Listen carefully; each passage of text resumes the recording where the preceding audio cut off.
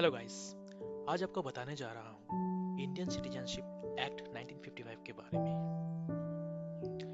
Indian citizenship act 1955 एक ऐसा act है जिससे कोई भी व्यक्ति इंडियन नागरिक होने का क्लेम कर सकता है। पर कुछ ऐसे नियम हैं जो आप इंडियन सिटीजनशिप को लाने के लिए कुछ रूल्स एंड रेगुलेशंस फॉलो करने पड़ेंगे।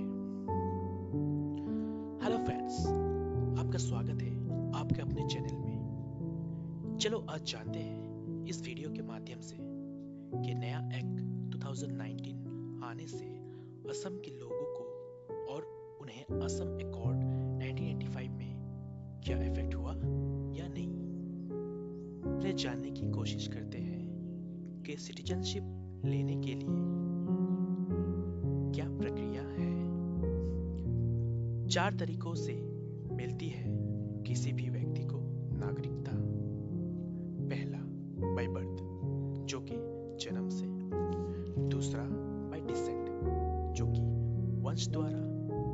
तीसरा, बाय रजिस्ट्रेशन जो कि पंजीकरण द्वारा।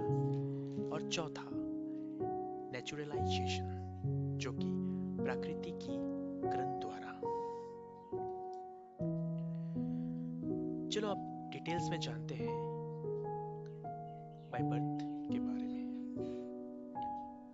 26 जनवरी 1950 को या उसके बाद, लेकिन 1 जुलाई 1987 से पहले भारत में जन्मा कोई भी व्यक्ति ऑटोमेटिकली भारत का नागरिक है, भले ही उसके माता पिता की नेशनैलिटी कुछ भी हो।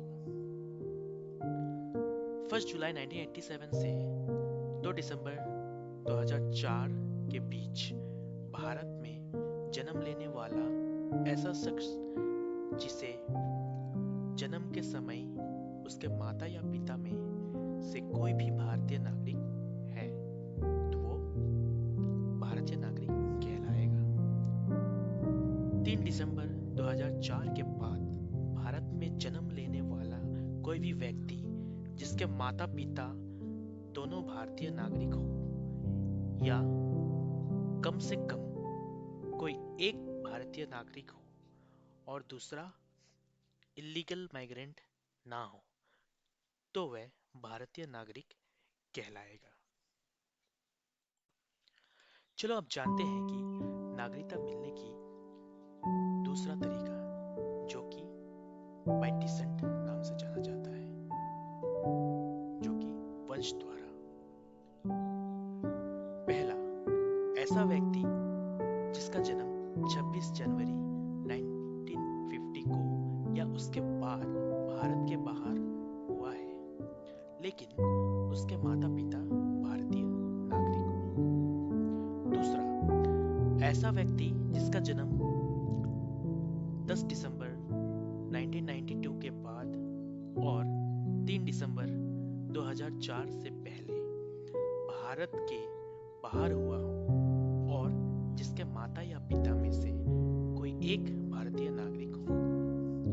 तीसरा, ऐसा व्यक्ति जिसका जन्म 3 दिसंबर 2004 के बाद भारत के बाहर हुआ हो, लेकिन उसके माता पिता ये घोषित करें कि उसके पास किसी दूसरे देश का पासपोर्ट नहीं है और वह जन्म के 1 साल के अंदर भारतीय दूतावास में रजिस्ट्रेशन करवा ले।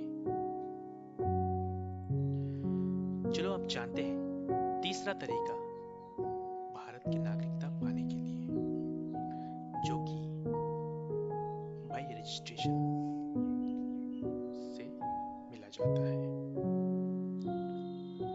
भारतीय मूल का ऐसा व्यक्ति जो कम से कम 7 सालों से यहाँ रह रहा हो, वह रजिस्ट्रेशन के जरिए नागरिकता पा सकता है। दूसरा, चलो आप जानते हैं कि चौथा और आखिरी तरीका सिटीजनशिप पाने का, जिसका नाम है नेचुरलाइजेशन। नेचुरलाइजेशन के जरिए भी भारतीय नागरिकता पाई जा सकती है। यदि कोई व्यक्ति 12 साल से भारत में रह रहा है और सिटीजनशिप एक्ट के थर्ड शेड्यूल की सभी क्वालिफिकेशन पूरी कर रहा है तो उसे भी नागरिकता मिल सकती है। इस तरह कुछ प्रोसेस होता है कि सिटीजनशिप लिया कैसा जाता है, पर कुछ कानून अलग सा बना था सिटीजनशिप पाने के लिए असम के लोगों के लिए। तो आइए अब जानते हैं कौन सा कानून बना था असम के लोगों के लिए।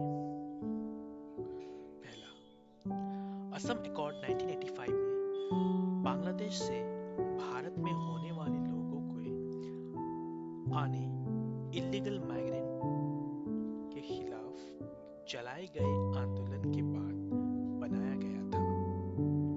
इस समझौते के तहत 24 मार्च 1971 को या उससे पहले भारत आए लोगों को ही भारतीय नागरिक माना जाएगा।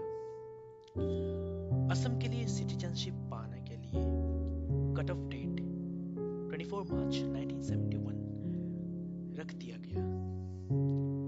ऐसे सिटीजनशिप एक्ट 1955 में कुछ न कुछ अमेंड होता रहा है, जैसे कि 1986, 1992, 2003, 2005, 2015 एंड 2019। लेकिन 2019 में जो चेंजेस हुआ जिसके कारण असम के लोग बहुत ज्यादा आंदोलन किया। उनका मानना था कि इस कानून से असम अकॉर्ड 1985 का वैल्यू खत्म हो जाएगा। चलिए ये जानते हैं कि ये कानून था क्या। बीजेपी ने एक बिल लाया था जो कि 2014 में था। उस बिल के तहत अफगानिस्तान, बांग्लादेश और पाकिस्तान से आए हिंदू, सिख, बुद्धिस्ट, जैन, पारसी और क्रिश्चियन लोगों को भारत की नागरिकता दी जाएगी। और बीजेपी सरकार का मानना है कि हमारा पड़ोसी देश बांग्लादेश, पाकिस्तान और अफगानिस्तान वो एक इस्लामिक कंट्री है और वहां से आने वाले जो लोग हैं वो अपने रिलीजियस को बचाने के लिए आया है। और जो कोई भी व्यक्ति दिसंबर 2014 से इंडिया में एंटर कर लिया है उसे ही नागरिकता मिलेगी, पर दिसंबर 2014 के बाद आने वाले को नागरिकता नहीं दिया जाएगा।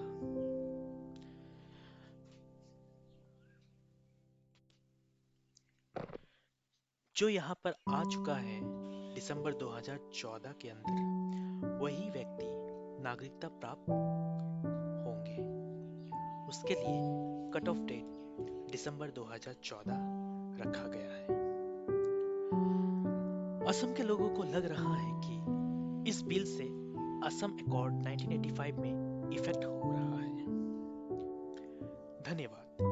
यदि आपको हमारा चैनल अच्छा लगा हो तो लाइक, शेयर एंड सब्सक्राइब जरूर करें। आशा है कि आपको हमारे इस चैनल के